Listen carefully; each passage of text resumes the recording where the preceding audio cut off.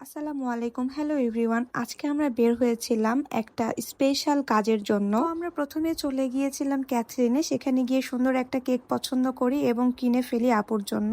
তারপর আমরা চলে যাই সেখান থেকে একটা রেস্টুরেন্টে, যেটা সবার আমাদের খুব বেশি পছন্দের। তারপর আমরা আপুর জন্য ওয়েট করছিলাম আর বসে বসে কোক খাচ্ছিলাম।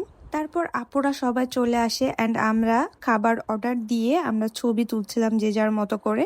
এর মধ্যে আমাদের চাউমিনটা চলে আসে আর আমরা নিজেরা অনেক বেশি এনজয় করছিলাম। তারপর আমাদের অর্ডার দেওয়া প্লেটারগুলোও চলে আসে। খাওয়া দাওয়া শুরু করার আগে আপু নিজের কিছু পার্সোনাল ছবি তুলছিল কেকের সাথে। তারপর আপুর হাত থেকে কেকটা নিয়ে আমি একটু ঢং করছিলাম।